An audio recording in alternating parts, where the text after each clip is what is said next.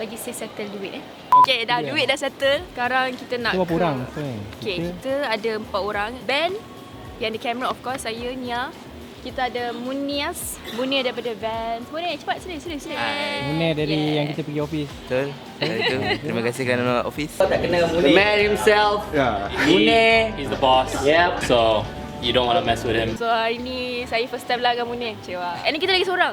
Mana Akil? Akil dah masuk dalam lah. Patutnya ada lagi seorang kan? Betul. Patutnya Noh ikut kita orang, tapi sebab Noh tak sihat, dia tak dapat nak join kita hari ni. Apa-apa pun, get well soon Noh, you are missing out the fun. So hari ni kita akan ke LA, California. Kita akan ke Santa Monica. Yeah, untuk Vans Black Rainbow Trip. So Akil dah gerak dulu. Macam mana? Akil ada kat dalam. Dekat tempat train. Kata rap? Dia dah rap dah settle. Dia dah rap lah? Okay, dah Cepat settle ya. lah. So kita pun okay, sekarang kita dah nak masuk dah. So jap, I tak introduce lagi korang lagi seorang tu siapa. Okay, hari biasanya kita ada selebriti jemputan kan. Kita ada cameraman jemputan. Lari? Akil. Lari? Patutnya cameraman Noh, tapi sebab Noh tak sihat dia tak dapat datang. Biasanya Thinkerayap satu cam je. Kali ni ada 2 kamera. Adakah ia lagi gempak ataupun lagi menyusahkan editor? Bagi aku tu. Apa-apa pun kita nak ke Jepun dulu. So sebelum tu kita kena prep lah nak naik flight. I'm ready.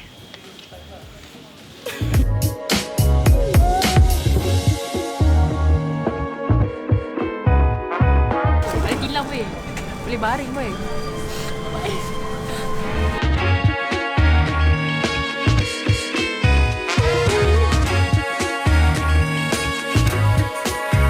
Hai, minasan. そして私たちはいますここいますでも超とっても幸せです apa I cakap tadi sekarang kita dekat airport Narita International Airport and I am so excited.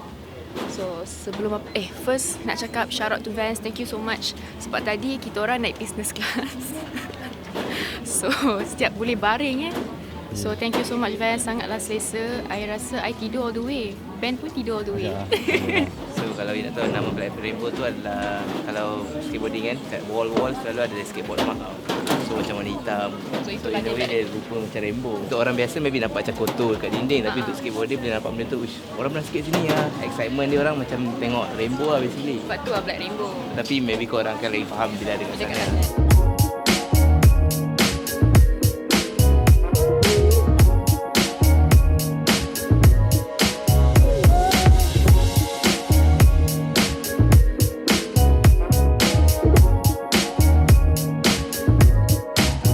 Sekarang kita tengah tunggu apa? Sekarang kita tunggu Munir. Dia ada apa? Dia ada international license apa?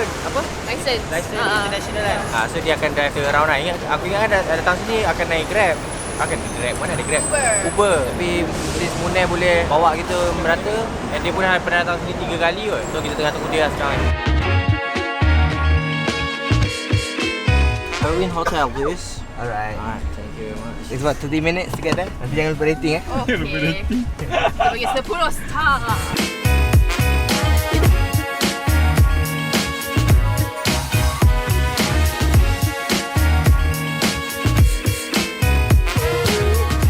So tadi kita dah check in dekat Hotel Erwin, dah rehat, dah lepak-lepak sejam lebih, dah mandi. Sekarang apa ni?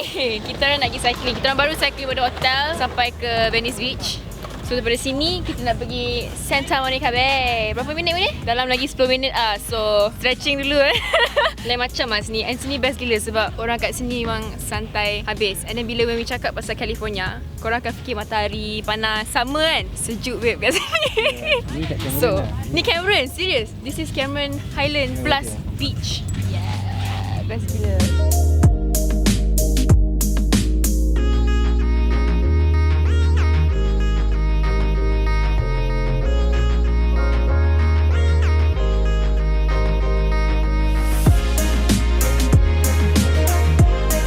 Dekat Santa Monica Pier ke Bay sebenarnya? Pier. Kau Bay Santa Monica Pier, Bay, whatever. Dekat sini ada macam-macam makanan lah aku perasan. Bukan setakat rides je. Kat sini ada macam apa makanan-makanan sebab dah pernah pergi kan. Yelah, you pernah pergi kan? Aku tak pernah pergi. Aku tak tahu lah. So Ben nak explain. Okay, bye. Wow. Cakap lah benda yang ada kat sini.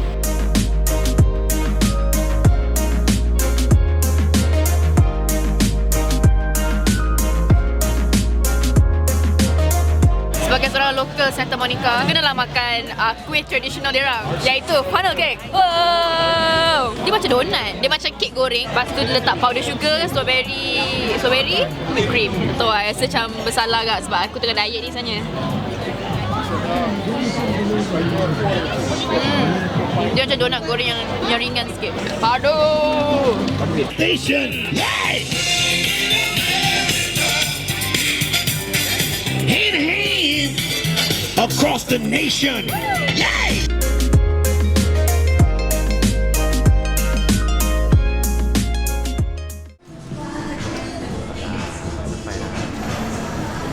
Inilah lelaki sabar tak ada gimana Dia, apa asal lu? Asal aku yang tu. Nak pergi Hollywood ni, nak pergi observatory. Observatory. Kita nak tengok signage yang kata Hollywood tu tempat sangat ke?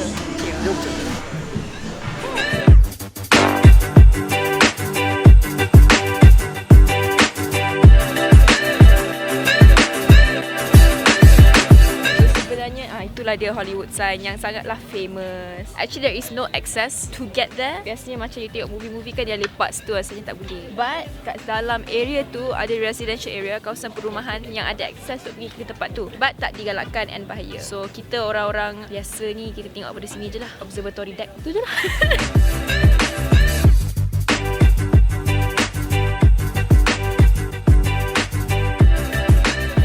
Layan je terumput tu. Dengar cerita kita awal, benda buka pukul 12 tapi kita sampai 11.30. So kita jadi turis je lah.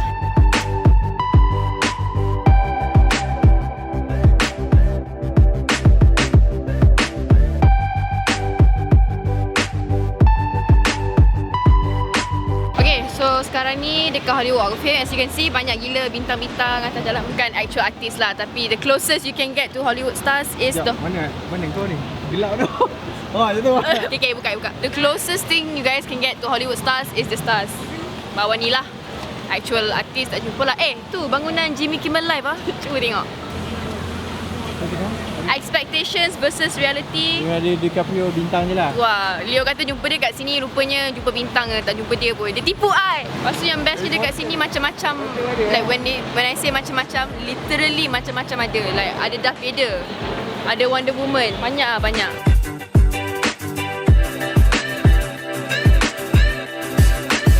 Jom kita jumpa si Efran. Takkan baju lah, you ass. Siapa awet tu?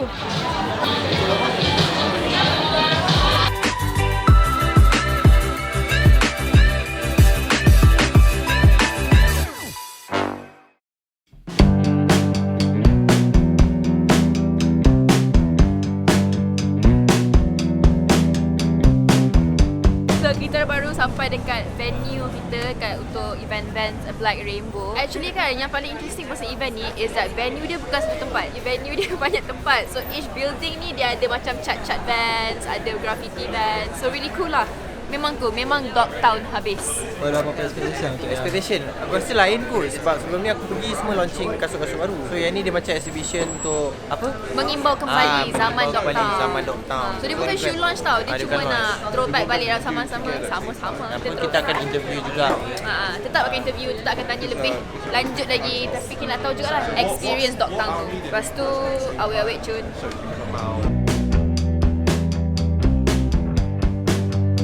So first venue ni, kalau korang tengok tempat ni, actually dia orang rebuild balik sebiji macam the original store. Cashier dia sebiji, memang sebiji sama. Everything, cara dia susun kasut, kursi-kursi ni, carpet ni, cashier tu, everything is exactly the same. Dia rebuild balik daripada kedai original dia masa 70-an.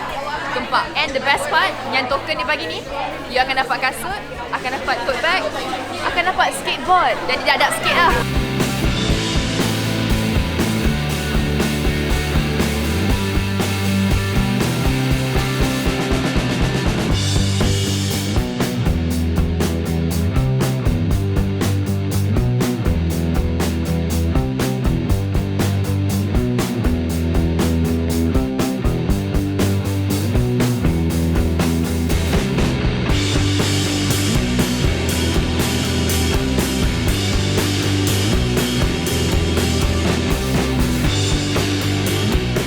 beginning of like where there was a revolution with not only like the effects of surfing and how the surf culture was here, but what it did was it affected the whole street scene, the street culture and everything where skateboarding came from. And skateboarding became an integral part of like the revolution that started with surfing and went into a whole its own direction with like skating in the schoolyards with the banks, pretending like it was like concrete waves, and then eventually finding other places to skate that were going like up into vertical terrain, skating empty swimming pools and pipes and whatever anything that we could find that had vertical walls on it. Anyways, revolution. It's all revolutionized, It's just kind of what I had to look at growing up, so it's what I admired and what I idolized. I grew up surrounded by it, so if I grew up, say, somewhere else, like in the Midwest somewhere, I'd probably not skate the way I do that I skate now because I grew up looking at people doing different shit. I grew up seeing skateboarding as a certain way, and that's the only way I knew how to do it, and that's the only way I wanted to do it. It's part of our culture, and anybody would be proud of that to a certain extent. Like being able to share like something that you've been passionate about your whole life has become like not only a cultural, phenomena in Los Angeles, but international now. Like I said, it's just the culture that we were immersed in. It's a feeling that can't really use words to describe just because it's just a feeling. It's no more than that. I mean, everybody likes to like stand behind where they're from, but when you're from somewhere that has such a long history back to what I love to do, it's like it explains itself. Just do it. Yeah, just go out and whatever's in your way, figure out a way to get around it. Just go and do it. And just don't shift priorities in your life, You got to set priorities in your life and stick to it and be diligent about it, Like I surf almost every day. I don't just go and park my car and then just surf like right where my car's parked. I turn it into like an adventure. And it's something that's the pure essence of how I learned how to surf is that just like with skateboarding, it's like don't keep it simple, make it like an adventure. It's the perfect cross training for skateboarding. And then so this morning, first thing I got up and I went surfing. Because I knew I was going to need to do that today in order to be able to do what I got to do today as my job, and that's being a skateboarder and just doing it to the best of my ability, but also just having fun. I don't take it too seriously anymore. It's about equanimity. The word equanimity means balance, and in a spiritual sense, balance is just being calm, but staying actively calm and calmly active. You can use it both ways. And when things get dangerous, and you're one of those guys that can stay actively calm in a dangerous situation, that's a real skateboarder, that's a real surfer. You go through dangerous situations gracefully, that's a real skateboarder, that's a real surfer. It's calm chaos.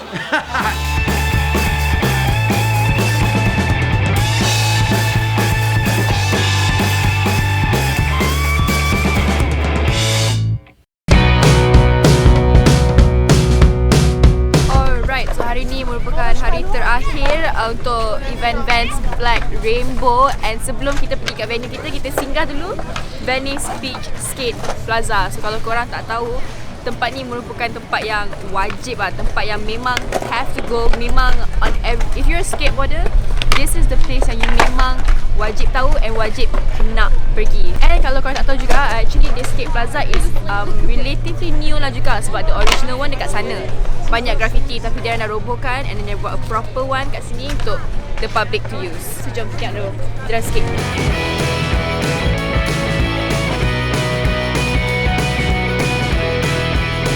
Budak-budak kat sini ganas tau. I nampak macam seorang tu dalam baya-baya mungkin 8-9 tahun tengah skate. Lepas tu member dia lalu depan dia marah. Weh, apa hal? Uish. Cakap Melayu ke? Tak lah, dia cakap bahasa Inggeris. Macam, weh, you out of my way, man. I terus macam, wah.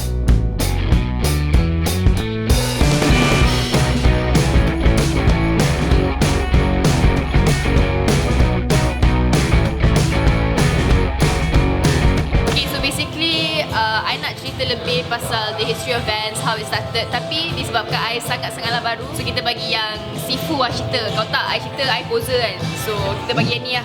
So maybe you can explain sikit. So basically apa yang kita tengok ni adalah installation Black Rainbow lah. Somehow the idea is to bring orang visitor of ke exhibition ni back to the 70s. So ini adalah history timeline yang kita orang nak menceritakan macam mana kasut era tu boleh terjadi. Start daripada sini lah. 1966, Paul Van Doren start buat bisnes dia lah. Dia bukannya start dengan brand Vans terus kan, dia memang kilang kasut kan. Betul. California adalah satu tempat yang sangat ikonik untuk surf. Of course, the surfer will mula nak menggayakan dengan kasut Vans lah. Kiranya kasut Vans ni started up bukan skateboarding, pesat dia surfing dulu. Betul. Ini dah mula masuk ke era Tony Alva lah. Macam mana skateboarding tu boleh start dalam Vans lah kan. Betul. Apabila musim yang surfer tak boleh, para surfer tak boleh surf, dia orang mula cabutkan dia orang punya roller skate punya wheel dan letak bawah surfboard dia orang dan dia orang start cruise around dekat area pantai tu lah. Venice dengan Santa Monica banyak rumah yang ada swimming pool sendiri lah. And then mereka mula transfer rumah orang dan keringkan pool dia orang dan mula start skate dalam pool, swimming pool. To them, swimming pool merupakan satu mainan yang baru. Mereka semua adalah surfer kan. So apabila ada transition ni, umpama macam dia orang boleh surf concrete wall lah kan. So ombak sentiasa constant. Yes. Ombak yang sentiasa ada. Skateboarding dari segi skill mula elevated lah dan mereka perlukan kasut better untuk mereka skateboard lah untuk support their progression. So Tony Alva telah dengan sesi pelantar telah berjumpa dengan Steve Van Doren dan mereka mula berborak, memberi feedback yang mereka perlukan kasut yang lagi selesa. And that's how they start designs, start sketchwork. And then Style 97 was born. 1985 was born. Yeah. This is the revolutionary shoe lah. Memang ikonik lah.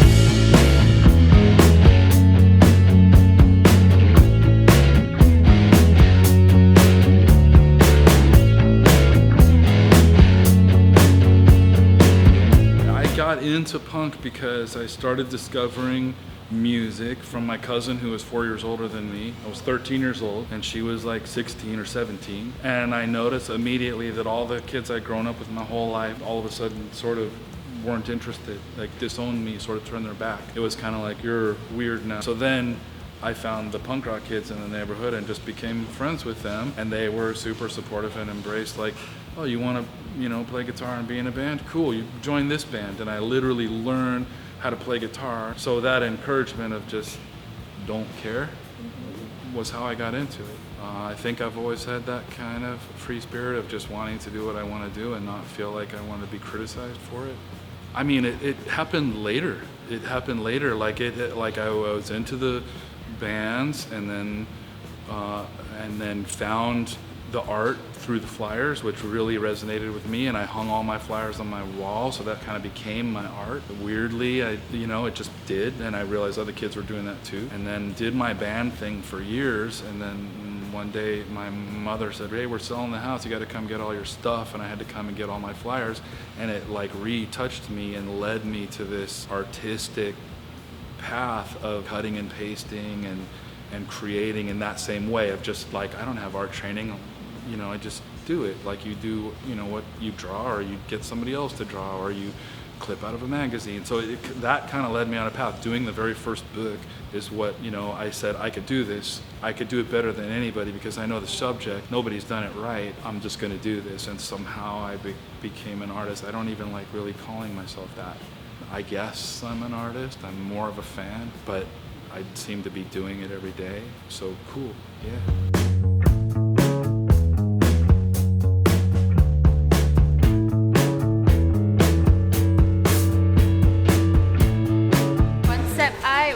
Poster ni adalah color-color, psychedelic and trippiness. Saya tulis kat sini, are you ready for a trip? Tapi malangnya, selama 70 halaman ada color-color sangat. So bila photo stick keluar macam ni. Love it. Thank you. Oh, What do you think? the cat heads are my favorite. I love He's it. going through a trip. I love it.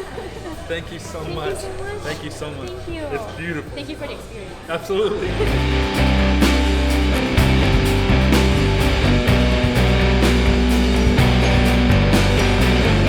Alright, so sekarang ni kita dekat Santa Monica Broadway Street, dekat kedai Vans untuk tengok kasut-kasut lah. Dapat gift card, $100 gift card, and sempena hari terakhir event dia, kita nak pergi check out kasut. And the best part pasal venue ni pula is that sempena event Black Rainbows, dia ada buat installation and dia juga pamerkan 65 different era shoes for us to check out. So jom masuk kedai.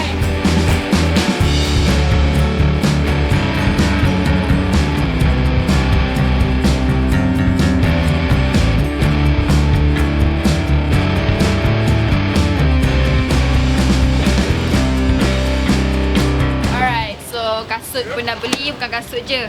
2 kasut, 1 t-shirt, 1 stocking. So thank you so much Vans for such a great experience. And itu je lah. That's all for Black Rainbow Trip. Apa lu? Tumbuh kan? Kayak ni TV ke? Sis cuba. Hi Adley, thank you for digging what I do.